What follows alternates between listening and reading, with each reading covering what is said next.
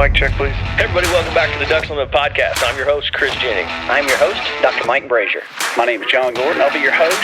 And I'm your host, Katie Burke.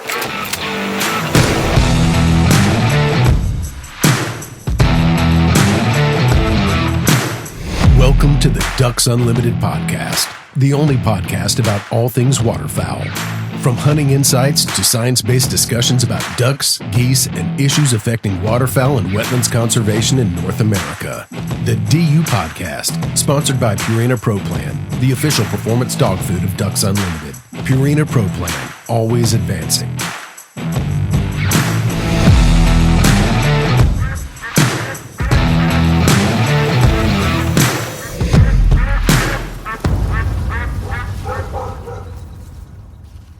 Hey everybody, welcome back. I am your host for this episode, Dr. Mike Brasher, and we're on location down here in Louisiana, North Louisiana. I think the town is Delhi. At least I think that's what we've concluded. The locals pronounce it.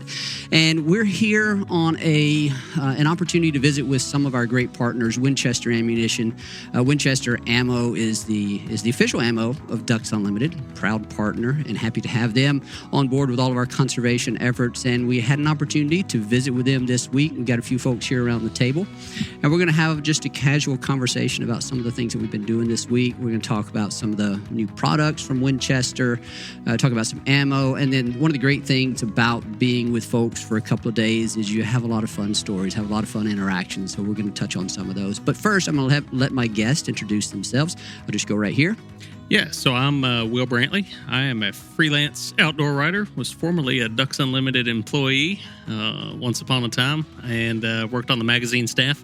Still do a little freelance writing for DU Magazine from time to time, and a lot of waterfowl writing elsewhere, and yeah, I do a lot of other freelance work covering a lot of other topics, but big duck hunter, been a duck hunter since I was in high school, and actually kind of have some ties to this area, Northeast Louisiana. I'm from Western Kentucky, but years ago, whenever I did work for DU, my wife and I lived in Memphis. We had some really good friends who lived in West Monroe, and we had a pit lease just down the road here in Tallulah, Louisiana, and we used to come down here just about every weekend.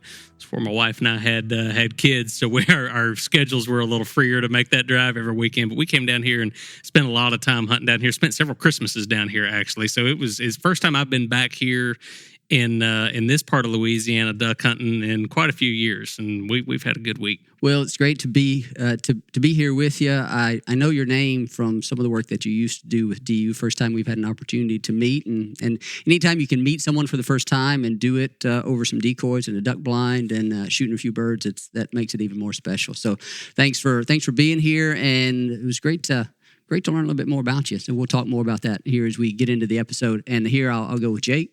Yeah, Jake Wallace on the marketing team for Winchester Ammunition, and the one coming down here to run the camp this week, and just been awesome to come down here and really get to use some of our new products and just get to foster our relationship. Ours with DU is one that we're proud of, and displaying that duck head on our box is something that we love, and just building the relationship every chance we get. And Jake, you've been on the Ducks Unlimited podcast at least a few times. I know you were on recently with Chris Jennings. Had you been on prior to that? I don't believe so. So I'm a two-timer now. Okay. Hopefully we can get that number up, man. No, I don't think there's any jacket that comes along with the two-timer, five-timer, anything like that. But we can work on that. That's not what Chris told me last time I was on here. He said there was a jacket, maybe a hat. Well, notice that Chris is not here. That's probably why he said that. That's why he turned down the invitation, huh? Yeah. So we certainly appreciate you hosting us here, and I think we've got maybe another day. We'll figure out what the plan is for tomorrow, but we'll reflect back on kind of our great experiences here this morning and then yesterday morning. So great to meet you, be with you on this at this place, and so we'll talk more here in a minute. And then right here across from me, well, Mallori. Howdy, folks. It's Mallori Murphey, DU social media specialist and digital content editor.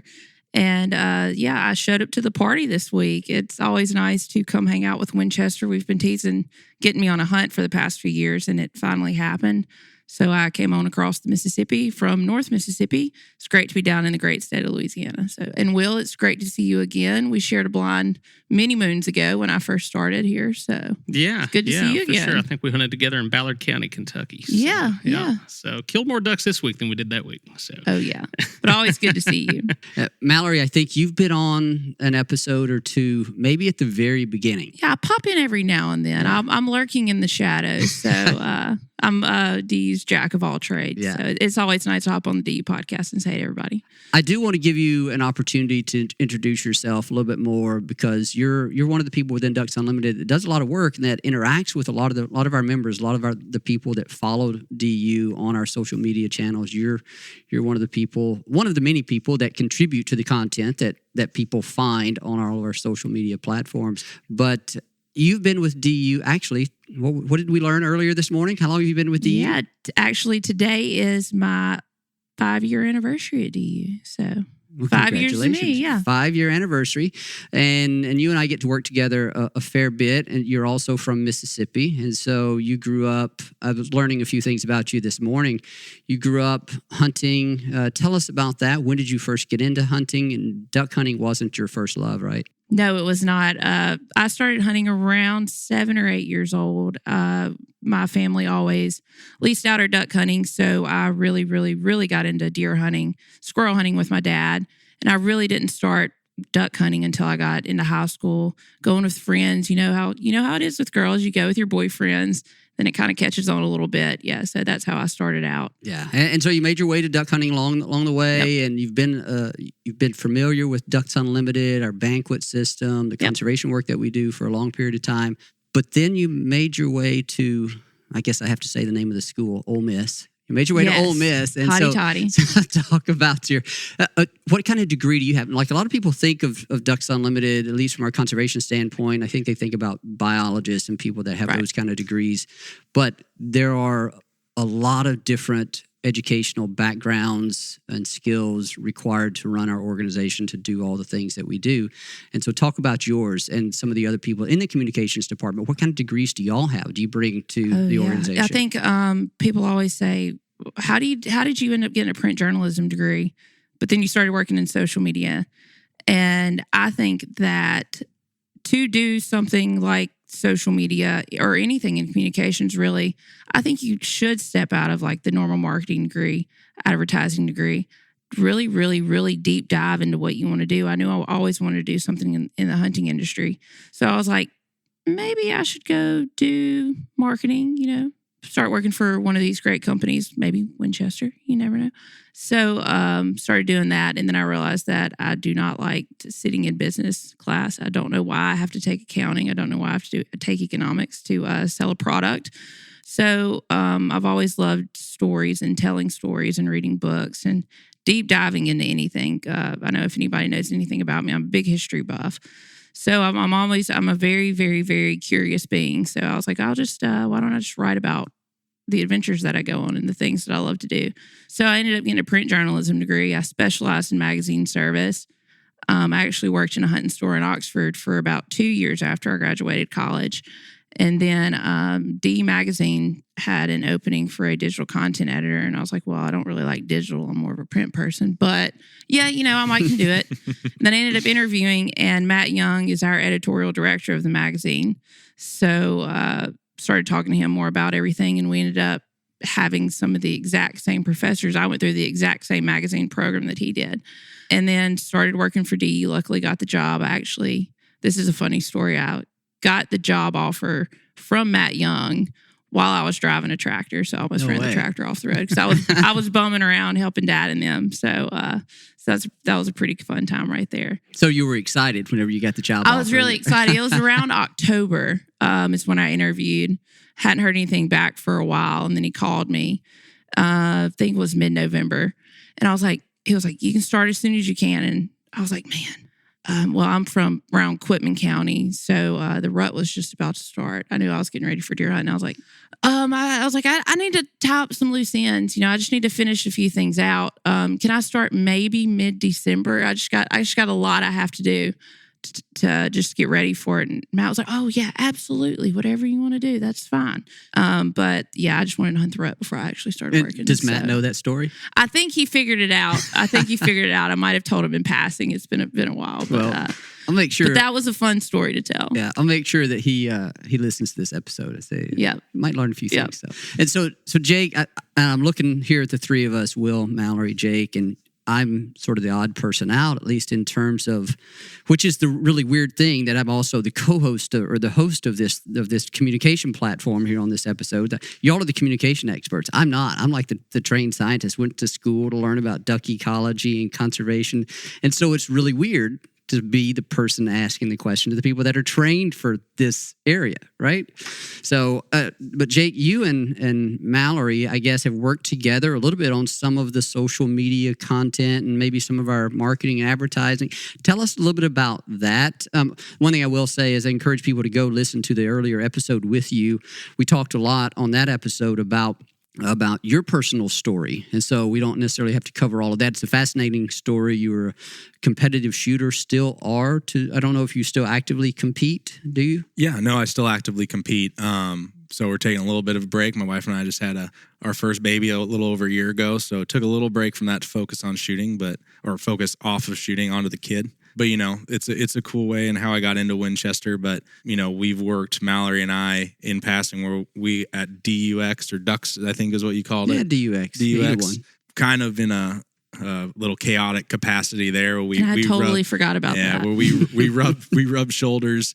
But where my role really comes in is I help our digital team with a lot of their content. So what I do is I have my hands and make sure our content's consistent and we have the right brand messaging and consistency across all of our content and all of our platforms, whether that's TV, social, print advertising.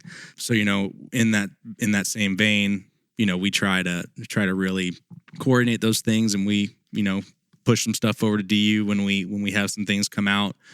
We had a great piece that you guys helped us with on Winchester Life, our TV show. We did a DU profile and just, things like that, being a good partner, giving you guys content. You guys give us a lot of content on stuff like this. So that's really, relationships are invaluable in our line of work, and we try to foster that every chance we get. And so from the relationship standpoint, Ducks Unlimited is far from the only entity in this space that you work with. Like when you think about all the people that you work with and all the different relationships you have to pay attention to, that you want to pay attention to, that you begin to develop friendships through, like how many different entities do you work with, ballpark?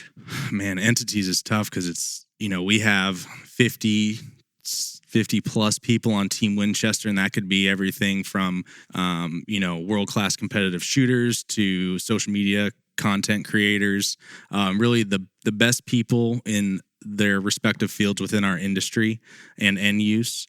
And then you have organizations on top of that, DU being one of them, that are long tenured relationships, to say the least.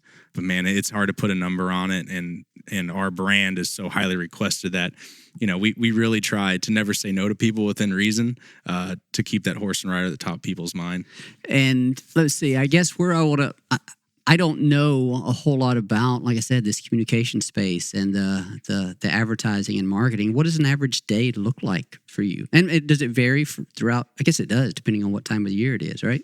I think all the times of year are busy. If you start off, we have shot really early January coming out of hunting season, so we're corralling all the things for that.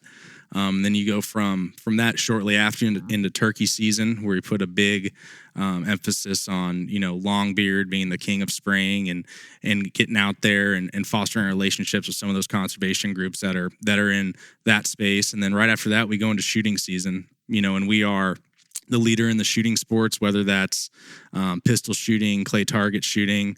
We just acquired white flyer targets, so that adds another level.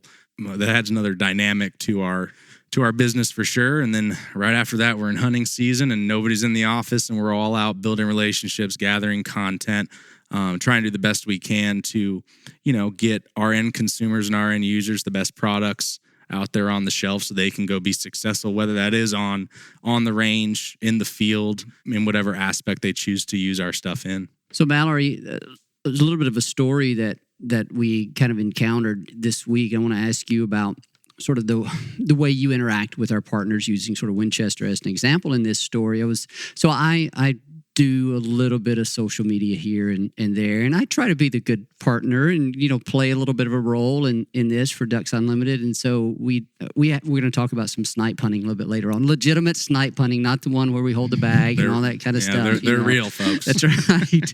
But I had a photo of 3 snipe that we had shot yesterday, and so I posted it on like an Instagram story, and I think I tagged Mallori, and I was sitting over in the chair, and Mallori says, "Mike, you tagged the wrong person, the wrong entity." And so there's all these like different accounts that are out there that are It's like the fake Winchester. Yeah, account. yeah. So Mallori caught that. So talk about that. I mean, like from your perspective, Mallori, and working with Jake and others, like how that's what you pay attention to, right? That you play a role in helping develop and foster those relationships from our perspective as well. Yeah. So in addition to being the social media specialist, being the person that when you are probably looking at this post that's being that's out right now promoting this actual podcast episode, it's me behind that. So hello. I made sure that this wonderful post went out. I also do the digital content editor, any editorial piece of content that you read on our website. I've curated and built that webpage out of some of our magazine articles, anything that we also freelance digitally. And I'm also I like to coin myself as like an entry-level brand manager. I make sure that our partners are taken care of and make sure everything's tagged correctly, make sure our partners are represented in the correct manner through DU. So, yeah, I'm sort of the trained eye. Like I said earlier, I'm lurking in the shadows, in the background, busy, making sure everybody's taken care of. And I can tell you that's a really intimidating thing, like for someone that doesn't do a whole lot of social media.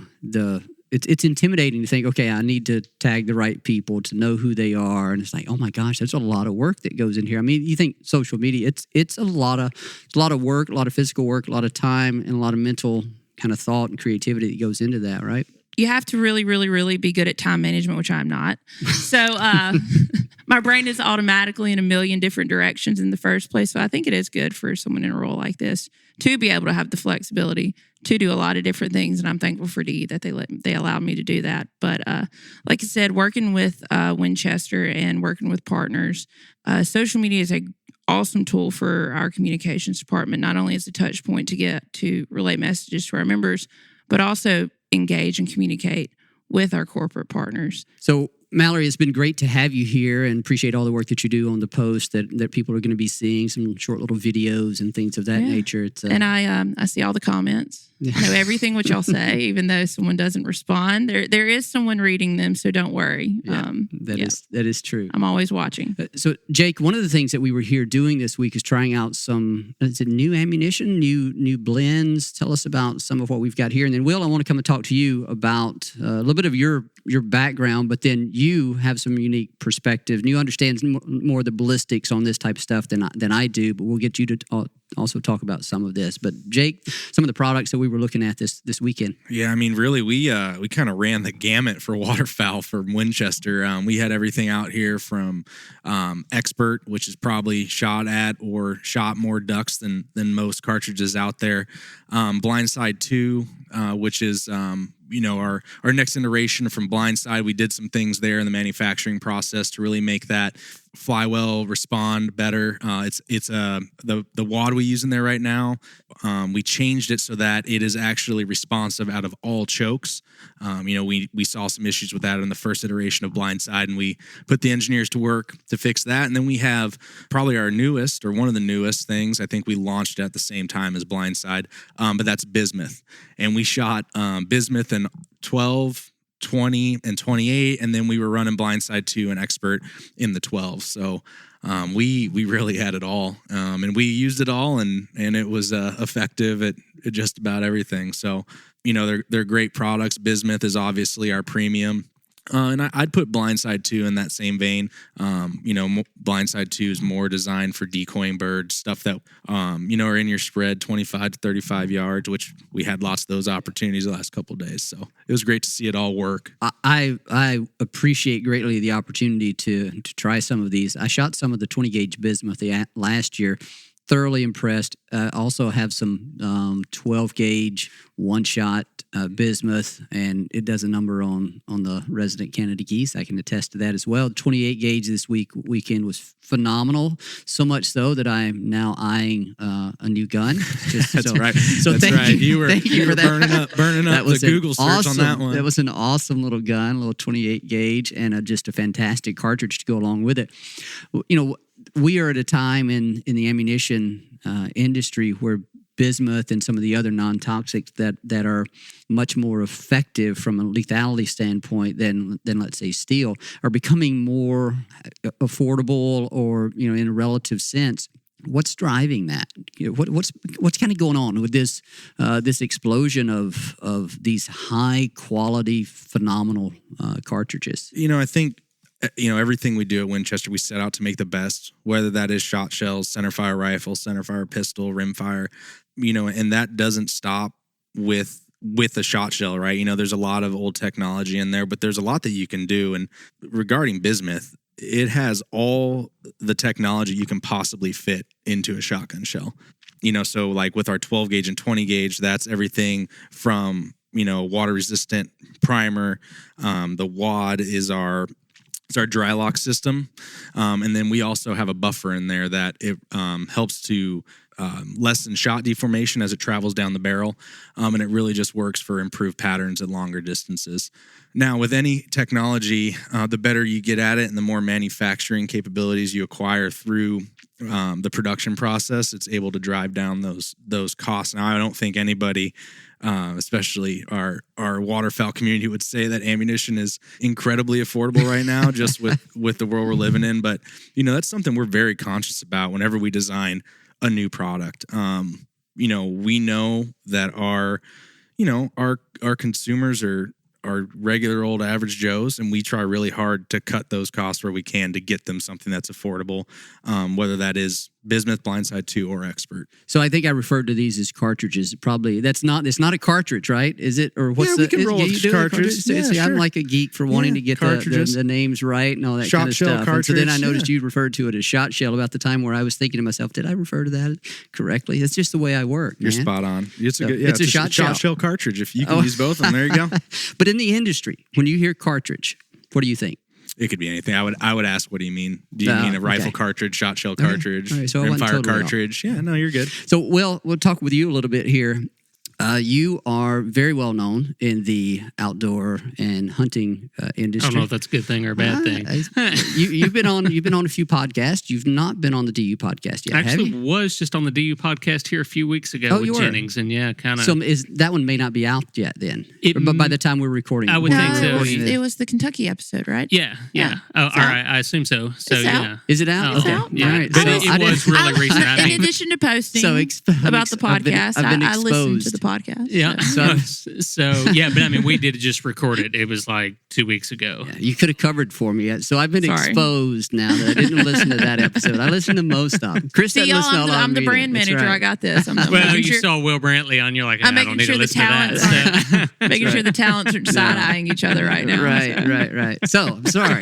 So no worries. And so I mean, I told a little bit of my backstory in that, and some of my background is similar to Mallori's, just a number of years earlier. But I was a print journalism major, and I also grew up hunting and fishing in Western Kentucky. Now, I didn't grow up duck hunting. Wasn't really in a waterfowling hotbed area. I was always kind of interested in it, but my dad was a big quail hunter. Now, I deer hunted, I turkey hunted, big time squirrel. I hunted everything. Big time squirrel hunter. You don't hear that often. Yeah, so I'm still a big time squirrel hunter. There's another one sitting around the table. Trophy squirrel hunters. Oh, yeah. So every squirrel's a trophy, especially if he's shot in the head. Yeah. But yeah, on the wing shooting front, I mean, we went to dove shoots when we could, but like I say, my dad always kept bird dogs. He was a big quail hunter, and I like to kind of describe my my experiences hunting wild quail, hunting bobwhites. I'm just old enough to have seen the very end of wild quail hunting. When I was young, Dad, the last two dogs that Dad trained, I probably was 14 when he got those dogs, and he had a pointer and a setter, and we would hunt all day for one good point on one wild covey of birds. But it was really fun. But I finally got to the point where walking all the time, it just kind of the new wore off of it. And so I kind of got into duck hunting on my own. Some buddies and I got into it. And, kind of like Mallori said, I was always really interested in the storytelling aspect of it. I was really interested in outdoor magazines. I kept a stack of them there in my room, and I was always reading them. And Wade Bourne was one of the authors that I saw all the time. I always saw Wade on Southern Outdoors, and I ended up majoring in print journalism as well, and got an internship in New York City at Outdoor Life. And Wade was actually up there visiting at one point with his family, and that's where I met him for the first time. Come to find out, I didn't realize it at the time, but he was from Clarksville, Tennessee, which is not far from where I live in Kentucky. And so Wade really kind of took me under his wing as an outdoor writer, and sort of introduced me to the Ducks Unlimited family, and made the introductions to Tom Fulgham and the magazine staff, and Matt Young. Matt was executive editor at the time, and so I started working for DU, I think in 2007, and then I left in early 2009, and it was just because I've always kind of wanted to be a full-time freelance guy. I really enjoyed working for DU, but definitely probably wasn't quite the office type, and so I still really enjoy doing some freelance articles for them, but that's that's kind of got me to where I am today. And interestingly enough, that's where during my time at Ducks Unlimited, that's where I first started working with folks at Winchester. Jason Gilbertson, who I know Jake is in the office with, and I'm pretty regular contact with Jason. We've hunted a lot of critters, been on several elk hunts together, and I got to know Jason through I would call and get interviews about ammunition specifics and things like that, and he would put me in touch with some of their pro shooters and things for shotgunning tip stories and stuff like that. And so Jason and I guess kind of came up through the ranks together in that communication side of the outdoor business. And Winchester's always been a great brand. It's one that I shot a lot whenever I was a kid growing up, and still shoot it a lot today. So I was really impressed with the stuff we were shooting this weekend for sure. Yeah. So why don't you talk about that? You had a chance yesterday to shoot the 12 gauge? Well, so yesterday, and I had like I say, I've shot a lot of Winchester Expert. Probably more than I care to admit, but it's a shell I've always just bought off the shelf at Walmart or the sporting goods store, or whatever, whenever I'm duck hunting at home. And, and then I would say in more recent years, if you were to ask me my go-to steel load, blindside would have been one of those that I go to a lot. But I've noticed here in recent years, just both personally and and as an outdoor communicator too, it's kind of my job to keep a finger on the pulse of things like that. Your sub gauge guns have gotten more popular.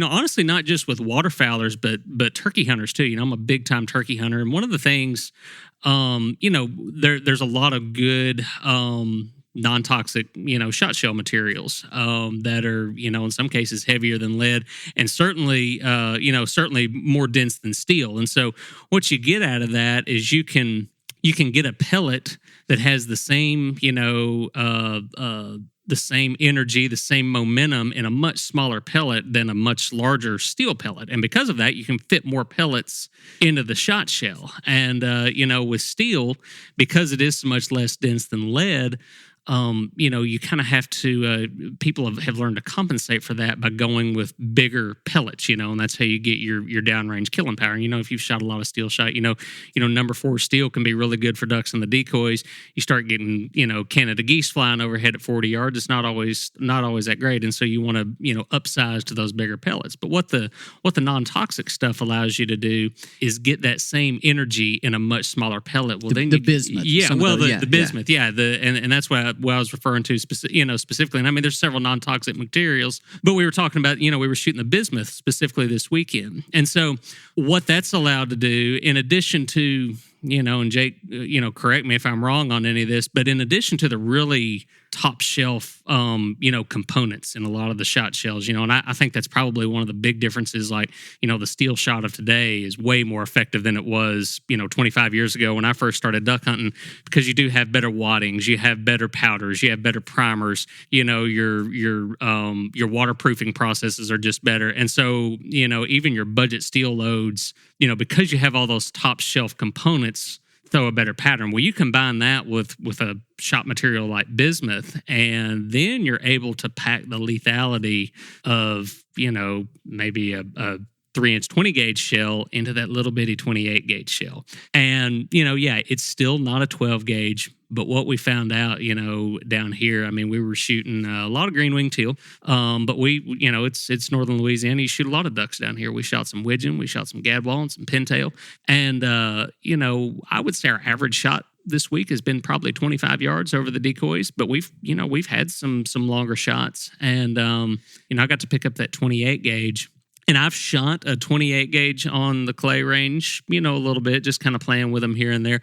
Never really would have considered it as a duck gun, honestly, until this now. weekend. Yeah. And, looking at this bismuth shell that Jake brought, it's a new 3-inch 28 gauge. The 28 gauge previously was just a 2 3/4 inch only shell, but it's a new 3-inch loading. And so that shell has an ounce of number 5 bismuth. Well, the 20 gauge shell, if you look at the payload on the 20 gauge bismuth shell, that's an ounce of number 4 bismuth. So it actually has the same payload in the 28 gauge, just a smaller shot. And so you probably actually, Jake, you probably get a higher pellet count, I guess, in the 28 gauge number 5 than you do the 20 gauge number 4. Is that right? I mean, we'd probably have to pour them out, but it's going to be pretty close. Pretty close, yeah. Yeah, and it's, that stuff, it's so comparable to those larger gauges when you get up there. I was telling you, it's not applicable to what we're doing here, but we have a 3-inch 28 gauge lead load that's got an ounce and an eighth of 7.5s in it. Yeah. I mean, it's a 12 gauge and a 28 gauge, and we took that on a dove hunt this year in Texas, and it was just impressive. Yeah. And I thought, I mean, I've grown up hunting public land waterfowl, slogging in, standing in port lines, all that stuff. I was apprehensive, and I honestly thought you guys are going to be apprehensive about that 28 gauge 3-inch, but it was like you guys were passing it around. No, I think it was totally a line. right. Yeah, there's a line. There's a line to use it. And it was. I wanted it first. It was impressive, man. I was really pleased with its performance, and it just was a fun gun to shoot. Well, I think that's the takeaway with those sub gauge guns. Probably my go-to duck gun day in and out. Like I'm probably still gonna gravitate to my 12 gauge. But if you do want what the 28 gauge offers, particularly with a shell like that, like the bismuth shell, it's fun. I mean, you pick that Satori up. It's super lightweight. It's easy to swing. It's easy to hit with. There's no recoil to it. So your follow-up shots are just, I shot a pair of teal with it this morning, and it's just, you see the first one fall and you move right to the second one. There's no real recovery time. And then too, like if you have, a young hunter or a new hunter who's recoiled, and like my son loves to hunt, but he's 9 years old. He's a small kid, and he's pretty recoil sensitive. And, kind of in the past, if you wanted to get a kid like that into duck hunting, you were kind of stuck with, you can give them a small gauge gun with steel shot, but like the trade off for that low recoil is it's going to be really ineffective. They're going to be pretty well limited to really close range stuff, 15 yards. But something like that, I know my son could handle that gun, and he's got a gun that he can kill a mallard with at 30 yards, and and it's not going to kick him to death, and he's not going to be scared of it. And I mean, that's a huge benefit for getting a new shooter, into waterfowl hunting, where, honestly, like some of those Magnum shotgun shells can kick you pretty hard. Yeah. Yeah. It was interesting that when I said, there was no doubt that I wanted to, I think I raised my hand first, said, I want to shoot the 28 gauge. And it wasn't until the next morning that I realized I was shooting an over under. And I was like, well, wait, maybe I shouldn't. Yeah, you did balk a little bit when you realized that. I don't know that I've I don't know that I've ever shot an over-under. I mean, I know how to work them and all that type of stuff, but I don't know if I'd ever shot it. So the first few birds that came in, I was kind of fumbling the same way with Mallori did whenever she was trying to shoot it, I think this afternoon or something, or this morning at the Snipe. Getting the safety right, you know, because I'm not you as about versed in an over-under. Right, the over-under, I had to, where do you switch that? Oh, yeah, we ran through it. Let me just say, it did not, that did not hinder me from connecting with a few birds. Yeah, and two, you know, the bismuth stuff is great. And the real story behind this 28 gauge 3-inch stuff is that, you know, we attend a lot of consumer shows. NRA, you know, the DU Expo. I mean, you name them, we go to them. And we interact a lot with our end user.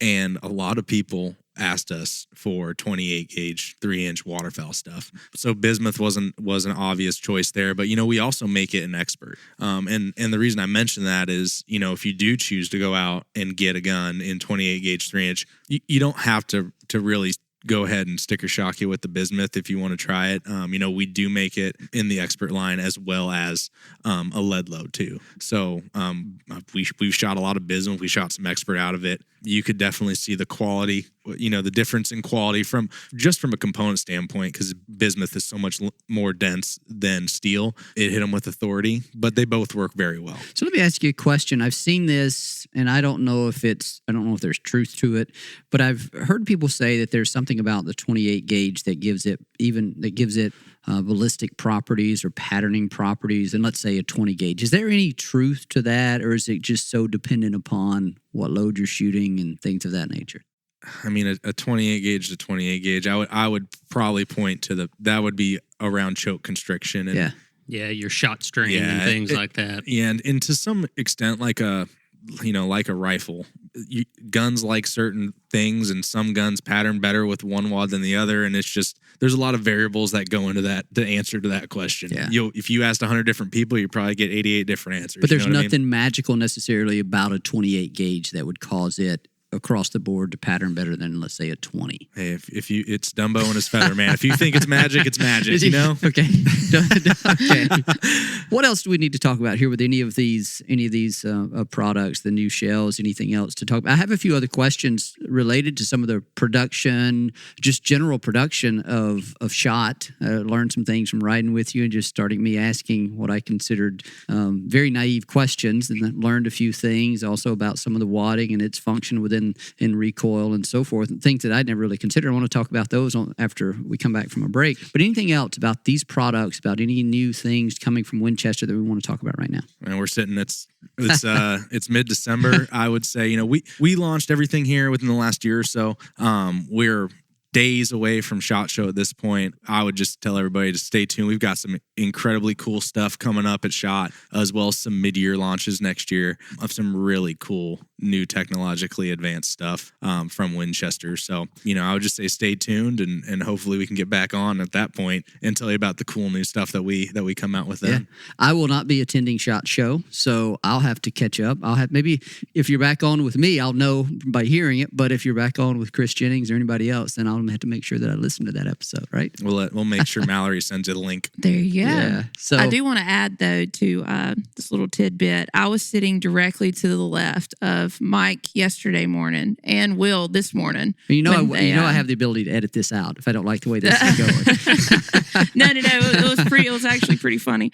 I was sitting directly to the left of both of them both mornings, and as soon as they picked up the 28 gauge and that first bird came in and they shot, and the bird fell on that first shot, they both kind of did a little smirk and they turned to the left because they were on the far right, and all the rest of us were off to their left. And they turned and looked, and then you knew it was almost like a kid on Christmas morning how excited they were when they finally figured it out. Just want to be sure everybody saw it. That's exactly what I was like. Did you see that? Yeah, they were impressive shots too. The birds were coming at all these weird angles, so yeah, it was fun to watch them shoot. I appreciate the way you described that, Mallori. Mallori. You can just keep telling that story. It was. Y'all both kind of. It was like almost like, did that just really happen? Did I just?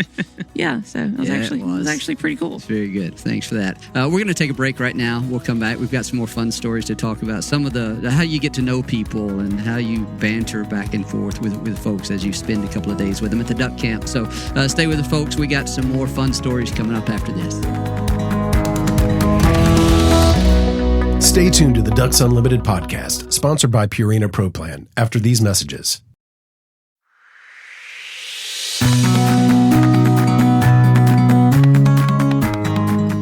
Everybody, welcome back. It's Mike Brasher here. We're down on location in Northeast Louisiana. We've been on a Winchester hunt, Winchester camp here with Jake Wallace from Winchester and Will Brantley.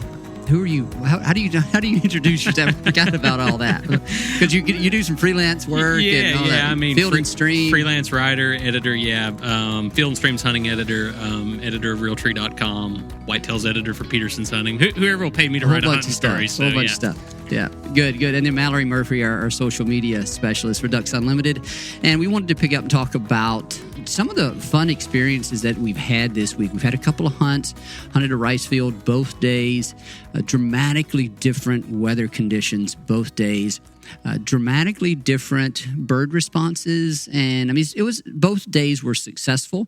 Yesterday, the first day was much more so. And who wants to go first talking about that? Who wants to set that up?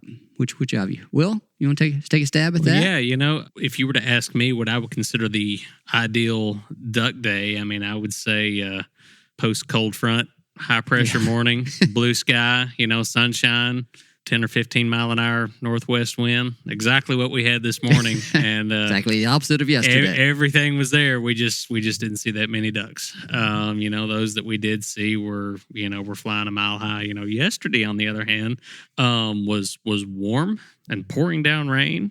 And honestly, pretty miserable to sit in most of the morning. But it's a good thing we had a lot of ducks to keep us entertained because the shooting was really good. We didn't have to sit there long. We didn't have to sit there too long. Yeah, and it was heavily a green wing teal shoot, which I have had the when I think back to the few really good rainy days that I've had, and I've had some good duck hunts and kind of some.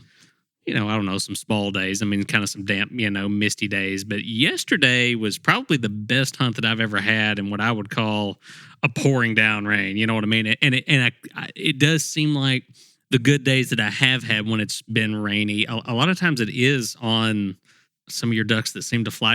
I've had some really good diver hunts on rainy days, and green wings seem to work well on rainy days. And of course, both of them kind of, for the most part, work the decoys pretty low to the water. And I don't know if that has something to do with it, or it was you mentioned too. It was the first day of the second split. That's right. That probably helped. Those ducks hurt. had a little time to rest, and we were in a really good area. There were a lot of birds around. But long and short, I mean. The ducks really flew well. They flew exceptionally well for the first hour of daylight yesterday. Huge knots of teal, and they were really responsive to a call. Really finished well on the decoys. The wind was right for us. The wind was right. Yeah, we had the wind right in our face. We kind of had to set the decoys this morning. This morning. Yeah, we kind of had to. We were in a pit blind in a turn row and had water in front of us and mud behind us. There's only so much you can do when the wind is right in your face. That's kind of where we were stuck. And so we actually adjusted the decoys a couple times because we were getting a few looks early, but they just weren't wanting to finish. And I mean, I think part of that was they were just having a difficult time finishing in that wind. I don't know. I mean, it's as a duck hunter, it's easy to try to sit out there and get into a duck's head. But sometimes I think, when ducks don't finish over the decoys, I mean, sometimes they're seeing you or whatever, and you move decoys around or brush in or pick up trash around the blind or whatever. But sometimes I think it's just like they make that circle. It's not real convenient for them to land there, and so they just go land somewhere else, on the same field. So, but like I say, they're both good hunts. It had been a while since I've been on a really good green wing hunt. That was a good one. I think. What did we decide? We did there were 5 of us. Mm-hmm. Yeah, we all 26 green wings. 25. Yep. We had 26 green wings, and then a real pretty pintail drake and a real pretty widgeon drake, and had a shoveler and a gadwall. Yep. Yeah. So- There were a lot of pintails. And a bonus Ross's goose. Yep. That's right. Yep. So that was another one of the guys that was with us, Kyle. It was one of the first Ross's geese he had ever killed, which surprised me. But yeah, that's a neat little bird. And so, Jake, have you been hunting here before? Or is this your first time in this location? I've never hunted in Louisiana before. Okay. I've done some fishing and obviously down in the Gulf, but hunted a lot in Arkansas. It's the first time I've ever hunted in Louisiana. So, I was of the same opinion when we got up on that morning. It was pouring down rain. I was like, oh, this is either going to be real good or not. Yeah. We were waterlogged and mud ridden by the time we got out there, but it was an incredible shoot. It just did everything you want. You know what I mean? It was one of those days that you hope that it's going to turn out. Yeah, today was a bluebird sky. The wind, as you said, wind was in our face. It just wasn't quite what we needed it to be, And plus, the birds had been shot at for a day, so that didn't help us either. But some of the other guys hunting the same area, blinds, a mile or so away, they did pretty well today. I don't think anybody did as well as they did yesterday, but I think some of the other blinds, shot ducks, and so. Goes to show you don't know unless you're out there. Yeah, that's right. Can't kill them from the couch. That's right. That's right. Let's see. So one of the things you mentioned, I think you mentioned the mud, right? The mud gosh. is. Or one of you mentioned the mud. Louisiana is the muddiest state in the country, right? That was an experience. The mud was a story yesterday, but then. Because we're in the alluvial valley, Mississippi Alluvial Valley here in Louisiana, not too far from Tensas National Wildlife Refuge. Well, actually, we drove north quite a ways. Where we're staying right now is not far from Tensas National Wildlife Refuge, but we ended up driving north quite a ways in order to hunt. But still, it's that gumbo. I think we were talking with Mallori. We were looking at this on the way back because Mallori farms, her family farms in the MAV in the Mississippi Delta over there in Mississippi, and so we were trying to figure out what soils we're dealing with here. And it's like I think we decided it was like Sharkey tunica, so clays. So, anyways, kind of geeking out on soil types there a little bit, but I wasn't able to contribute very much to that conversation. But so yesterday it was muddy, that stuff kind of gums up. But then last night, Kyle was talking about, oh man, whenever that mud starts to dry out a little bit, it's going to be bad tomorrow. It's going to be bad. And I've had some dealings with it in the past. Whenever I was working as a technician with Dr. Scott Manley in the Mississippi Delta. And I remember how frustrating and challenging it can be, but man, I don't remember it being like that. Who wants to describe that? Y'all went in first. Y'all went in on the four-wheeler first. Yeah, we were. Each of us were. And that four-wheeler will never be the same. No. Because there's a little bit less of it. Yeah. I mean, we were, riding side saddle on a gear rack on the back of it, and I guess it's a good thing we don't have an ATV sponsorship, on this thing because they'd be yelling at us. But we're riding side saddle and we've got our blind bags and stuff as people do, go into a pit blind like that. And Kyle did last night. Like I say, it was muddy and messy going in yesterday. But Kyle said last night, he said, when the mud starts to dry a little bit, it starts getting sticky, and that's when it starts tearing things up. And we were going this morning and.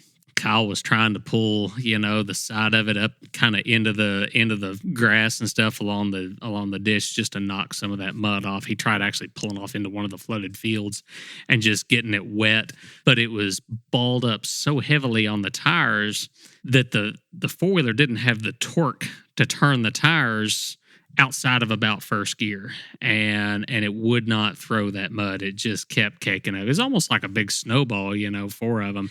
And we're going down through there in the dark this morning, and you can just tell the machine is struggling. We finally were like, maybe we'll get off and walk, take some of this weight off of it. And about that time, there was a kind of a loud pop, and we left a I don't know honestly what all we left. I know at least a fender and and some plastic, but I mean you really couldn't tell because it was so. I thought it was all mud. Like we were just riding and I could feel it building up, and I was on the side where we ended up losing that piece of equipment, but it kept building up. I was like, I kept hearing like I thought rivets were popping. I was like, oh maybe it's just kicking off. You of there. thought right. I think that's exactly what it was. Exactly what it was. And then finally, we get going and we just come up this one spot that was absolutely just a mud choke heck hole, and we go through it, and that what I'm sitting on just falls away from me, and I'm just like, hey Kyle, we need to stop for a second, man. but we made it out there one trip anyway. Yeah. I was actually asking Kyle, I said, man, like you guys go, I mean, you got to pressure wash. I mean, your equipment's going to be destroyed if you don't get that stuff cleaned off. I said, what and it's just going to happen again tomorrow. Like, what are you doing? He said, well, we pressure wash it and just kind of get us through till duck season. And then he said at the end of duck season, they take their machines to, I guess, like an 18-wheeler cleaner, and they pay them to actually clean them. And he said that's how they get them cleaned off. He said you'd spend all day cleaning 4-wheelers, So it was a mess. It was as bad a mud as I think I've been in. So it's very impressive mud. Mallori and I were brought in because the plan was originally for Kyle to come back and get us, but there was no returning Kyle, so we ended up having to get a ride in with somebody else, and we made it there. And we look at the 4-wheeler, and half of it's practically gone, and definitely, quite a sight. But hunt was great. Mud was quite a challenge and a story in itself. One of the other things we want to talk about is the snipe hunting that we did. We were sitting there yesterday. Actually, this story actually goes back a little bit farther than that. And so we're going to ask Mallori to get back on here. She's been taking some videos and photos here, and she's going to get back on. I'm going to turn her volume up here. And so snipe hunting. So I know what snipe are. Of course, I grew up with the joke about snipe hunting. Somebody goes and holds a bag, and you go off at night and you leave them, that kind of stuff. There actually are snipe, Wilson snipe. It's a little shorebird, one of only 2 shorebird species here in North America that are huntable, the other being the American woodcock.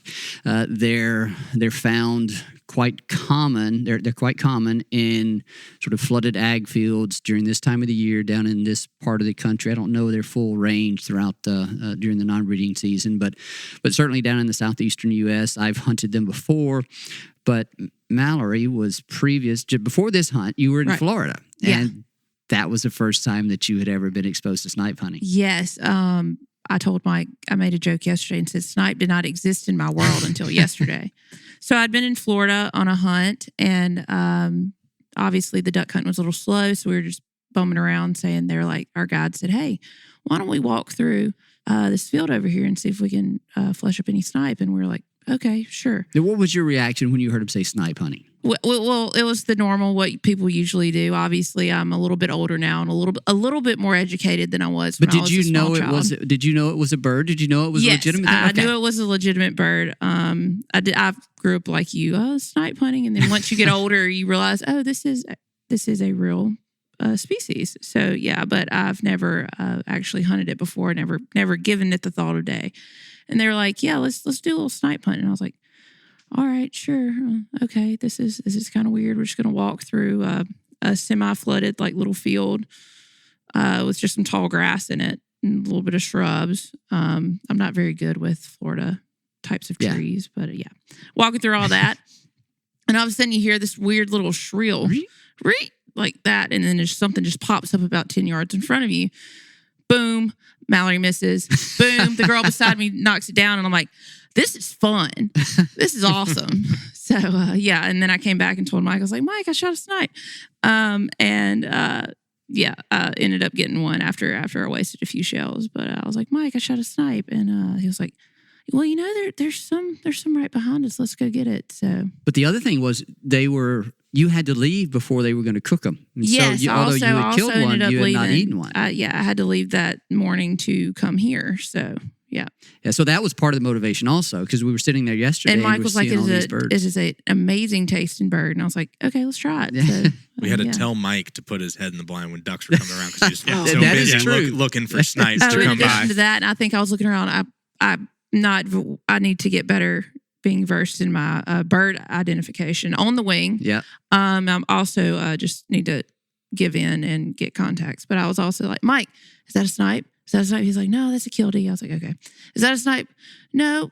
Wait, yes, that's a snipe. And then we figured out where they were going. So yeah, and so they were going over behind us. And so yes, the me with my head up out of the blind, that was towards the end of the duck hunt, right? Yeah, but we had to get to the number, Mike. I mean, we were so sitting close. there watching ducks. We're waiting for a duck, so and Mike's like, "Is that a snipe? Is that a snipe?" Mike's sitting there poking his head out of the blind. There's ducks working. He's sitting there trying to turn around and see where the sniper going. So. But I had the 28 gauge, beautiful gun for green wings and amazing for snipe. So So yes, we eventually got our the last duck, and so then we walk into the field behind us. And what did we get yesterday? Three snipe. 3. Yeah.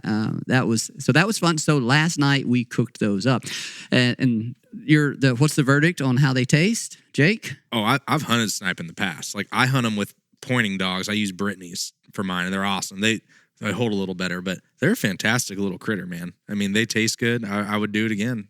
I will. Well, I haven't hunted snipe, but I've hunted a lot of woodcock. We used to shoot a lot of woodcock in Kentucky whenever I was growing up quail hunting, and although we don't see many quail anymore, we do still see a lot of woodcock, and they're a very similar bird, obviously. I think the snipe are probably a little smaller.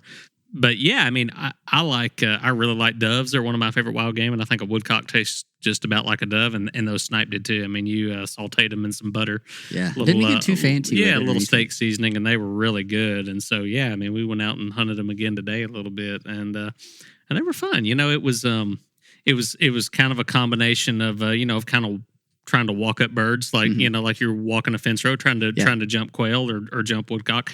But then also one of the things that I noticed about them, one of the things that was kind of neat, those birds, a lot of them would make kind of a half circle and sort of try to come back. And so if you were patient, if you didn't get a shot at them, sometimes you could just kind of squat down or maybe tuck against the brush, and a lot of times you get some pass shooting out of it. And at that point, they were pretty sporty, especially with that 28 gauge, and so it was, the shots on them, they kind of had some acrobatics like doves. Yeah. So it was a little bit of a mix of kind of an upland hunt and a dove hunt, except out in the mud and waders, but it was a lot of fun. I enjoyed it. Like we went out with a pocket full of shells, and I was just expecting to be gone, 10 minutes. And I think the next thing you know, we spent an hour, and I'd shot up my whole pocket full of shells. And they had picked up the decoys. Yeah, they picked up the decoys. It worked out, but it was the perfect time to go snipe That's hunting. right. So, You guys planned that one very well. Yeah. So we came back with 4 today, I believe, or 5. No, it was 5. Yeah. 5 today. The one thing I will say, or 2 things I'll say. So now, for each of you, whenever you go, if you do your HIP certification in Louisiana next year, or Mallori, you for HIP certification I can hit yes in Louisiana or Florida, you have to check yes, I hunted snipe last year. Yep.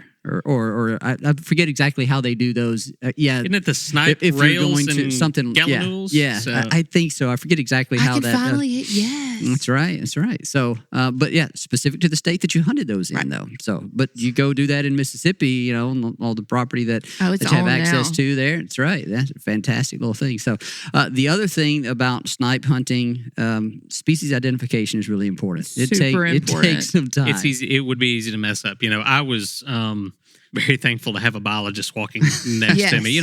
Now once you pointed out a few of them, then there wasn't much to it. You could really, and I think especially with a bright sunshine day where you could see them, you could really pick out, the bill on them. Yeah. And that seemed to be the main difference. But they've got a pretty particular flight pattern too, once you know what you're looking for. Yeah. But yeah, I don't. If I would have been out there by myself, I don't know that I would have had the confidence to just go out there and try it.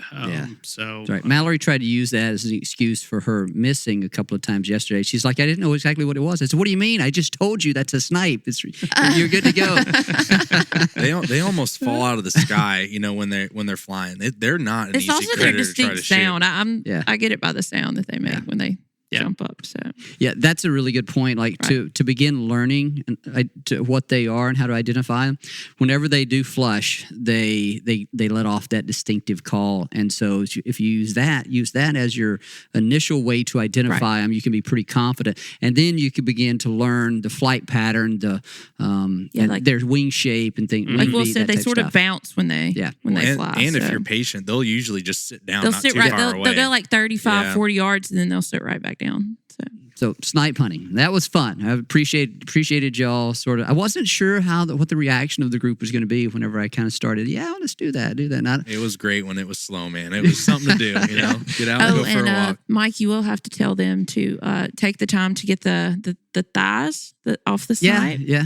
Yeah, Yeah, I those didn't are- do that on the ones that we have Yep. today. We kind of have some things we needed to do to get in here today. But utilize yesterday, as much as the bird as you can because it's delicious. we pulled the thighs and legs off and fried those up too. And so it's not a whole lot of meat on it, but it's tasty meat there. Very tasty. So, okay, let's see. Let's move on to one of the other topics.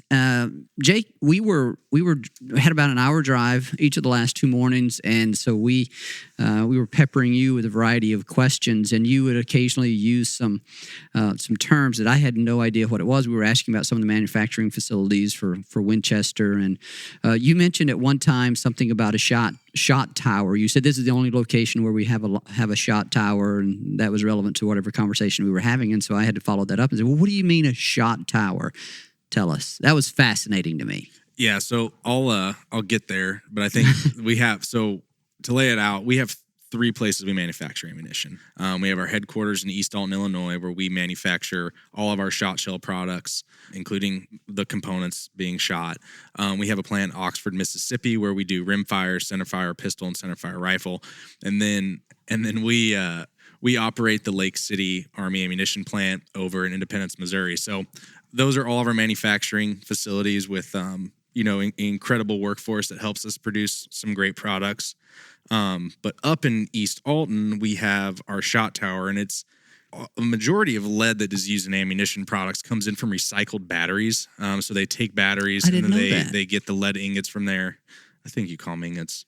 And then you take them, melt them down, and you can make them into whether it's cores or lead cores for bullets or shot. But we have a shot tower, and it's roughly 8 stories tall. And what you do is you take the shot and you melt it up top. And the best way to form lead shot is to drop it through the air. And then the force of gravity and the lead spinning as it comes down forms the most perfect round lead sphere. You drop that into a type of oil that helps cool it. And then when it sinks, it hardens. And then at the bottom, you can work it. So that's why we manufacture our shot shells in East Alton, is that there's certain regulatory issues around the manufacturing of lead and dealing with it. So we've had that there for a long time, and it's a great facility, but it's one of those things where old technology is still the best technology. So we make it all there. Everything that has to do from, nines all the way up to buckshot. And you were also saying, though, that you can control the size. You can try to control the size of the shot being produced by the size of the droplet that's coming out, right? So those folks in the shot tower, they set up to drop a certain size. So if you're dropping like something for double A's, you're trying to hit 7.5, 8. They set up for that. Some of them could be 6s. Some of them could be, a little bit larger or smaller than 7.5s. But we have a sorting process that we do that allows us to sort out the exact size that we're looking for, and then put that into products that we're trying to manufacture at that time. How does that manufacturing process compare to the one for bismuth? And if there are any trade secrets here, don't share them. I don't have to worry about telling you that. But how does that compare? So we actually purchased our bismuth. Okay. There are people that are better at making that than we are. So we purchased the bismuth to be able to put into our products. Do you know what that looks like? I don't have visibility on how that particular material is manufactured. Okay. And I think, Jake, correct me if I'm wrong, but isn't that the case, really, with a lot of shot shell manufacturers and some of the high-end non-toxics? Aren't there like a few folks that make, some of that, the bismuth, the steel typically comes in strip. TSS is manufactured. Comes in strip? Yeah, it'll be like a wire. It comes in a wire form, and then they form it, and there's different processes to it. There's also cast steel shot, and they're just basically different ways of making a steel shot product. So okay, very interesting. One of the other things that we kind of stumbled upon in our conversation yesterday was we got to talking about the wads in a certain cartridge, and I'm not just saying what I'm about to say because you're here and Winchester is the official ammo of Ducks Unlimited.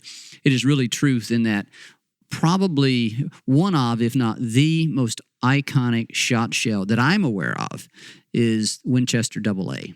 Is that a fair statement? Would you? Oh, I would. Yeah, the red hull is iconic, especially in the realm of clay target shooting. Yeah. I grew up at a time where, whenever I was just getting into duck hunting, lead was still allowed to be used. And my dad was reloading. And of course, we reloaded for doves as well, and we would use lead for that. And so I was very familiar with the AA hulls because they reloaded so incredibly well. And so talk about just the superior quality that goes into the AA shells, why that is, and the reputation they've earned. Yeah, we were talking about how bismuth is all the shot shell technology you can cram into a hunting round. I would say AA is that for us from the clay target and competitive shooting side. It just starts out with your components. I mean, it's like any recipe. When you have the best ingredients, you're going to make the best product. And AA is that for us in the target range. And it all starts, you only have so much. You've got a tube that you have to deal with, and then you've got a base wad, and then building that, you have the propellant, and then the wad with a shot cup, and then you've got the shot itself. Now, the AA has all the great components, a better primer, the best primer, the best shot. We use 6% antimony shot, and typically our competition would use 2 to 4%, depending on who and what you're looking at. But that antimony, in the same way that buffer in bismuth reduces shot deformation, antimony does that in lead. Antimony is an additive that you add to lead, which is inherently soft, that hardens it up a little bit. And allows you to not only have better patterns downrange, but it allows you to break targets better. And then within that, we use a special patented wad system in the AA. It's a double hinged wad, and what that allows you to do, and really the hero of any shot shell technology, what is going to be the wad, because you can do so much with it. It's really the thing that you can tweak to make, whether it's the pedal size, whether it's the thickness of them, whether it's the length of them. It really, you can do that. But the AA has a double hinged wad, which reduces the setback force, which helps to keep shot rounder. And it also eliminates a little bit of felt recoil, which when you're trying to shoot, like my game, international trap, Olympic trap, you get 2 shots. So it allows you to have a little bit better follow-up shot. And those components, and in particular the wad and AA, it's iconic, and it's, when winning is everything, everybody chooses. Was that double hinge wad sort of an innovative development and an innovation associated with AA? I'm not sure on the timing, but they do run hand in hand. AA came around when it was, people would buy AAs as factory loaded ammunition with the intent of reloading. Yes. So guilty. we built, we built sure. AA, and we still build AAs to be highly reloadable. There used to be some cost advantages to that, That's which right. have since ceased more or less. But we still make it the same way because the plastics we use in that tube are just so dependable and sturdy that they can take anything. You hear stories of people loading those things 15 or 20 times before they end up splitting. So they're just a quality product the whole way around.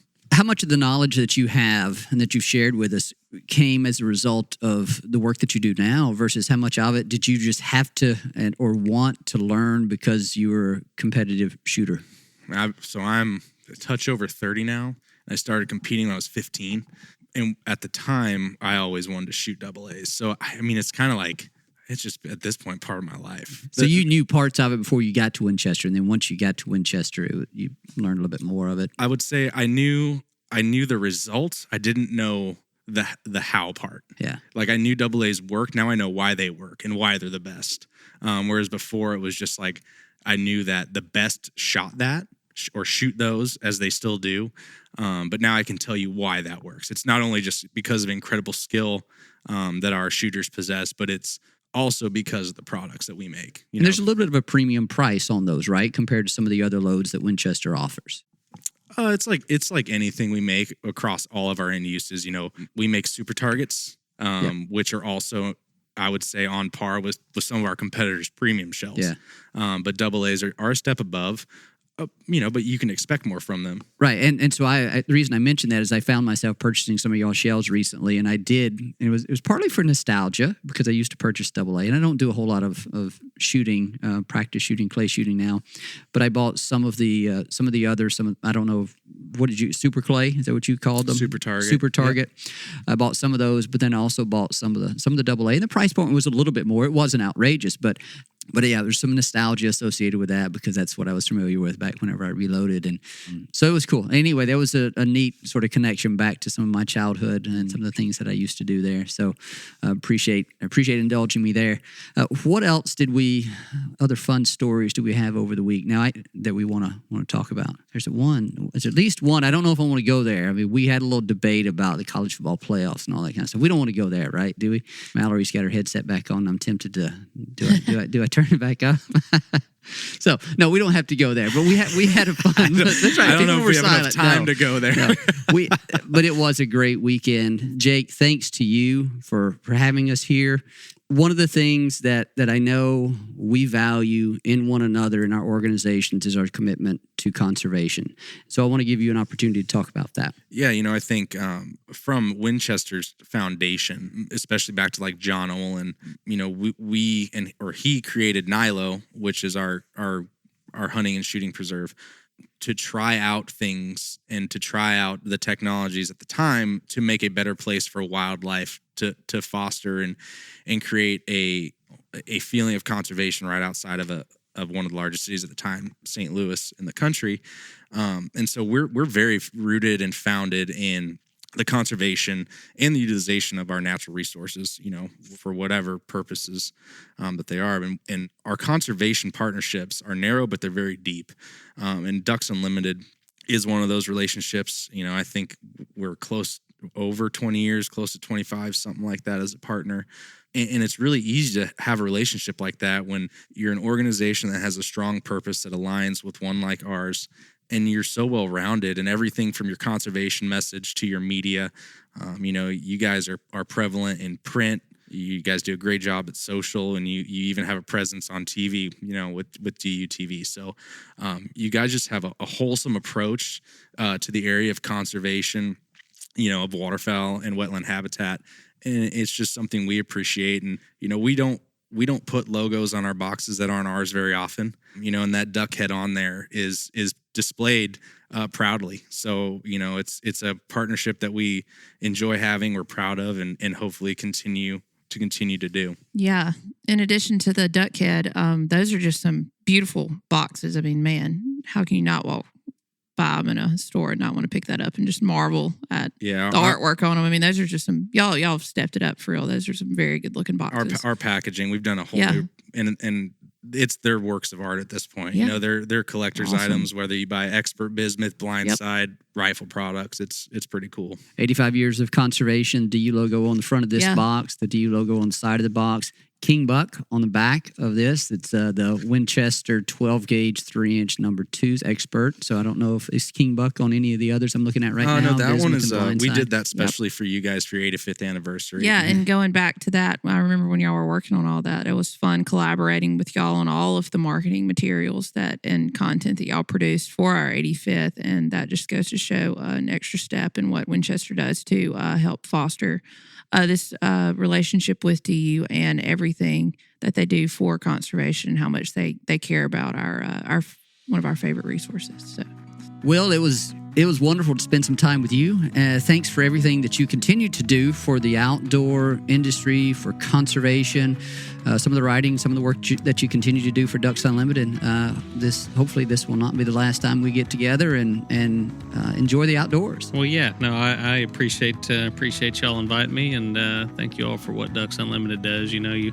I've been fortunate to hunt in a lot of places and hunt in a lot of different places around the world, and nobody else has what we have here in North America. And it's it's due to a lot of things. It's due to our model, but it's also due to organizations like Ducks Unlimited, and of course Ducks Unlimited wouldn't be able to do what it does without the support of partners like Winchester. Absolutely right. Yeah. Thank y'all, and thanks for having me. It was a good time duck hunting down here. Yeah. It was a blast. Absolutely. So thanks to Winchester, the official ammunition of Ducks Unlimited. I'm reading it right here on the box. Jake, thank you. Will, thank you. And I just want to sign off saying I had a great weekend. It was a great trip, and I'm so glad that you three fellas had the pleasure of sharing the bond with me. So. Thank you, Mallori. That's a great way to sign off. Thanks, y'all. A very special thanks to our guest on today's episode, Will Brantley, Jake Wallace, Mallori Murphey. Thanks for joining us here, folks. We appreciate the work of our producer, Chris Isaac, who always does a great job. Also to you, the listener, we thank you for your time. We thank you for your support of Ducks Unlimited, support of the Ducks Unlimited podcast, and most importantly, your support of wetlands and waterfowl conservation.